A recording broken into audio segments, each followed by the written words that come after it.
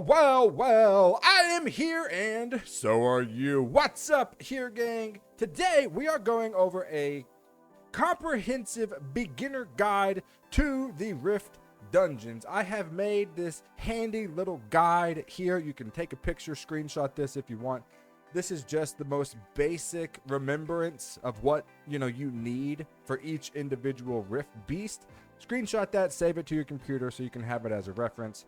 Okay, let me just go ahead and start telling you this. As a beginner, when you get ancient coins from the events, you're going to want to start buying the Vampire Lord, the Dark Vampire Lord, because he's used in basically every Rift Dungeon team when you get him and skill him up and build him.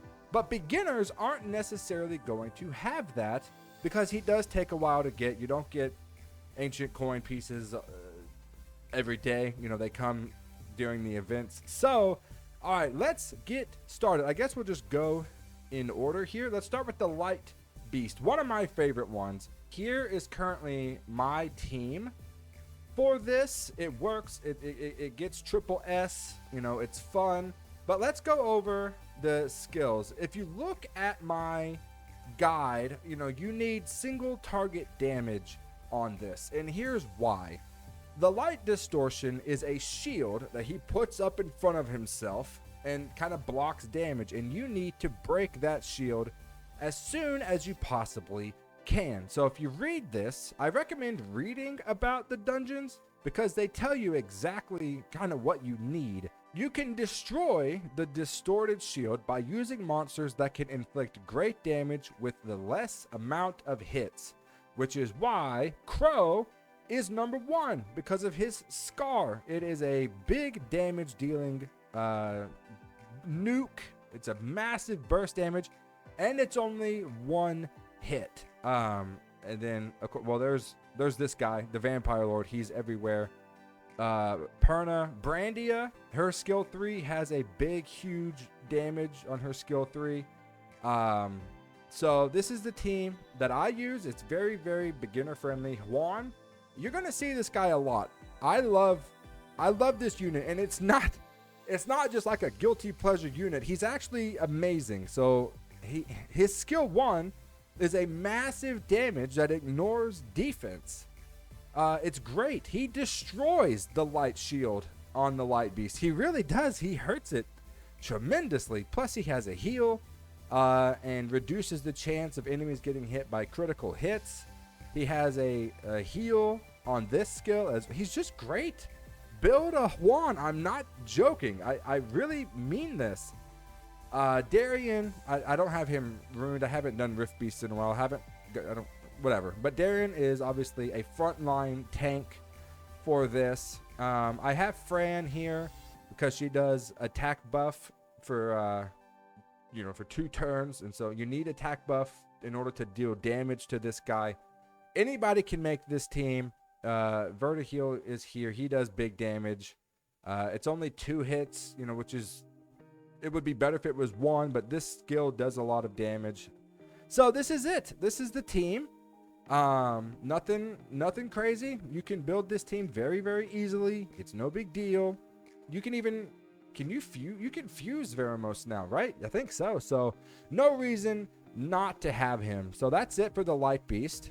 Strong single target damage dealers. The Dark Beast sucks. I hate the Dark Beast. I'm not going to lie. So let's read about it. On my guide, you see that you need multi-hit, and here's why. So the Dark Beast puts Soul Chain on a unit and completely eliminates them from the fight until their hit counter is down to 0. And so here we go.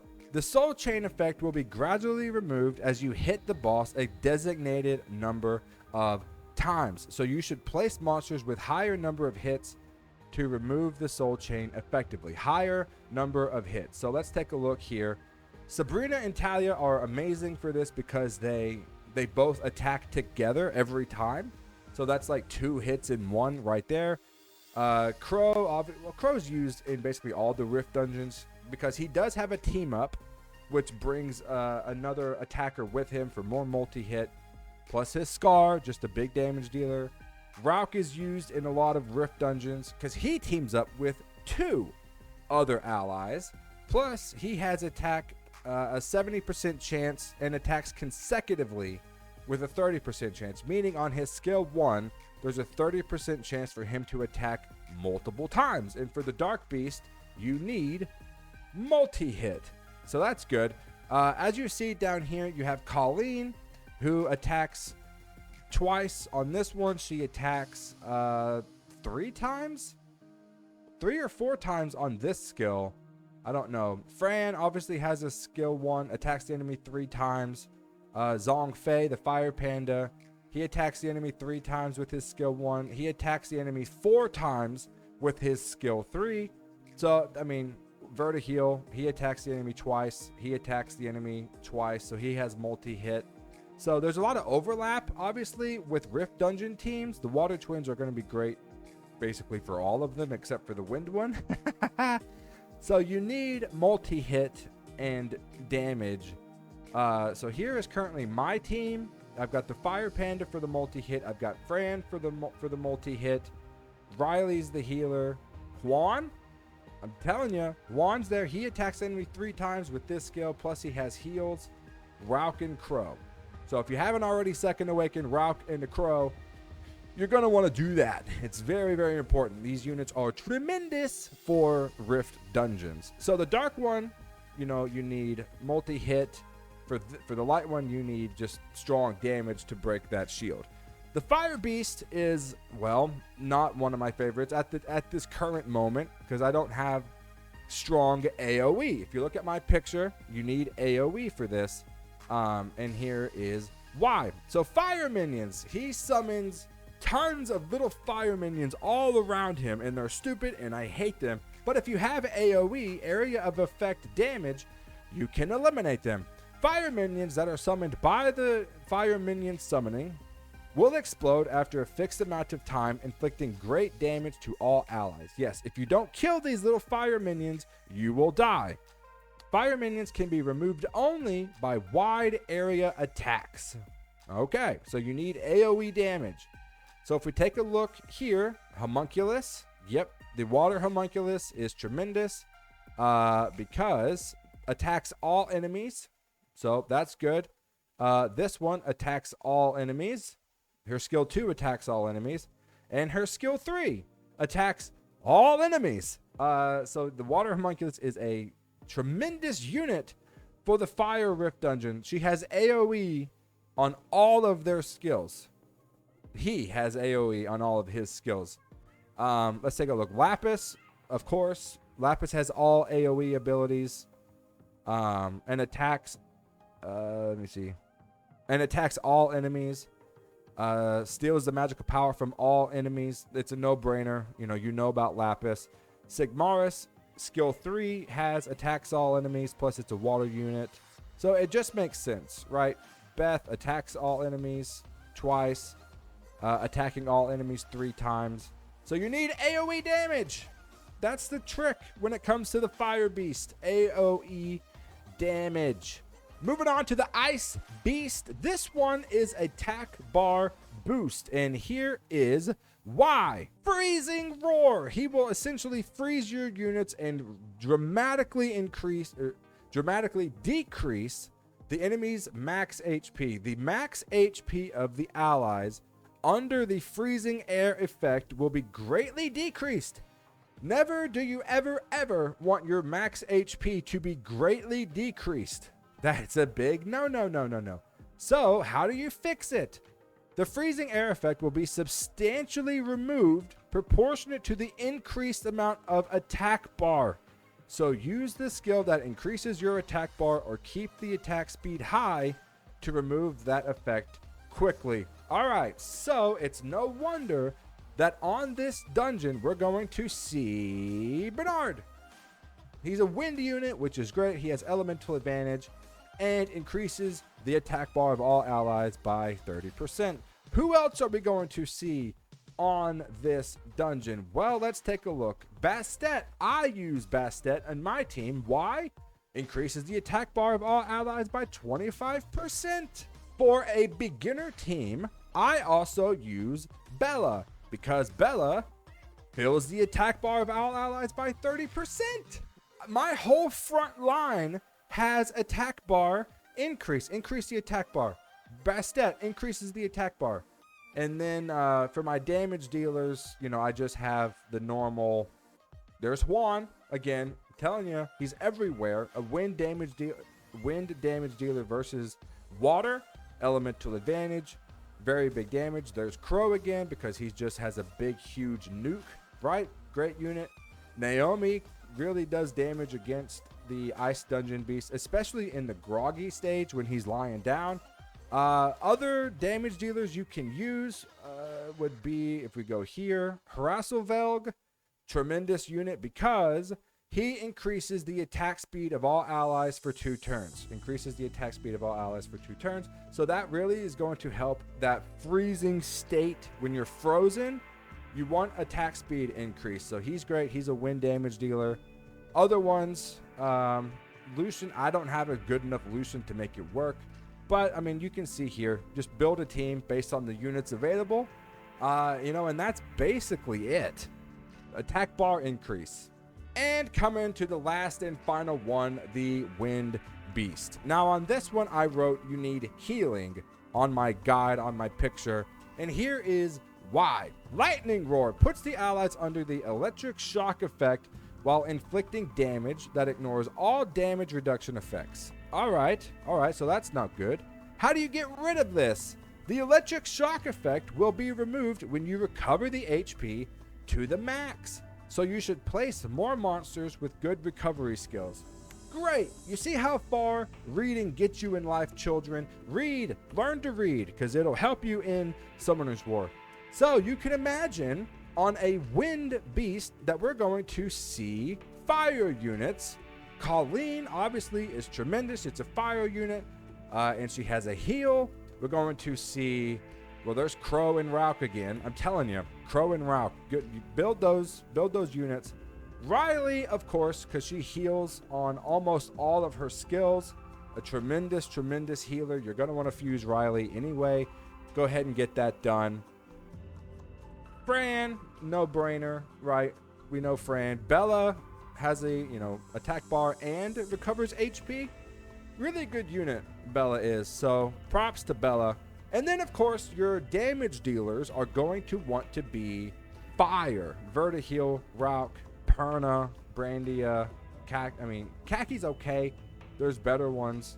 But you can see that you want fire damage dealers against the wind dungeon. Makes sense, right? Elemental advantage.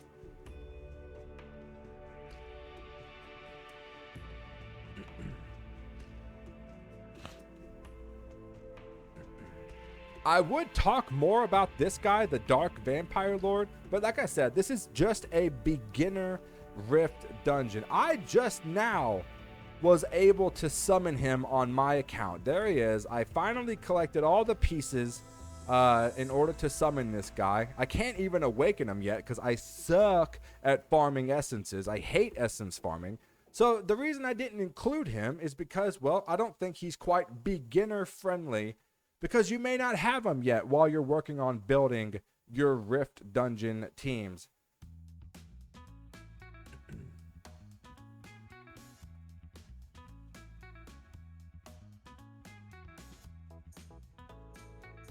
So to quickly recap everything, you're going to want to build, just go ahead and second awaken Crow, right? Go ahead and second awaken Rauk. You're going to use them in almost every single Rift dungeon team.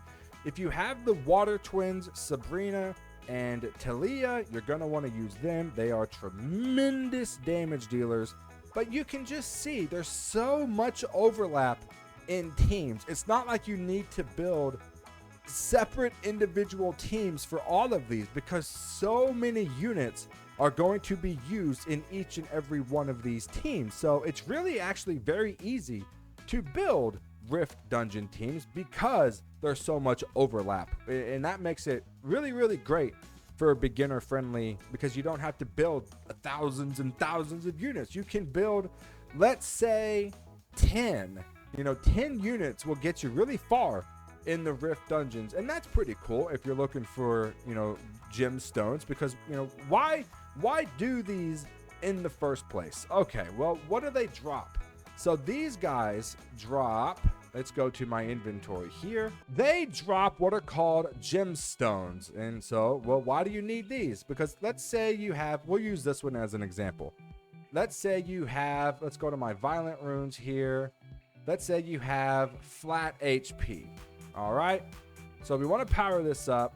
This has flat HP. Well, we don't want flat HP. We want to convert the flat HP to percentage HP, which is oftentimes way better. So getting gemstones is just a way to make your runes better. You can turn a kind of crappy rune into a much better usable rune, and so that's obviously, you know, really cool.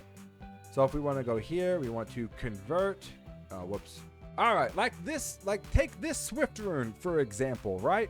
This Swift rune does not have speed on it. Well, thankfully, with this gemstone, we could replace the flat HP with speed. So that's pretty cool. We could pop this into here, and then we could use this crystal, this, what is it, grindstone. So potentially, we could take a rune that has no speed at all. We could roll this and maybe get an 8. So it already has 8 speed on it. And then we take this grindstone and pop that on there. So we could potentially have 12 speed on a rune that had none. So, I mean, you have to be careful on when to use grindstones and gemstones. But that is why you want to, you know, eventually work on your Rift dungeon teams to turn your runes and make them even better than they currently are. So that's it. I hope that this was helpful for you. Like the video if you indeed liked it. Build Crow, build Rauk, build the Water Twins if you have them. You know, build Fran, fuse O'Reilly. Like, just there's certain units that you're gonna have to have. My recommendation is use Juan, the Wind Drunken Master. I love him very much. He's awesome. But if you don't want to, I understand. Thank you for being here today. And as always, you take care of yourself. Okay, here, gang? This is Uncle Nay signing off.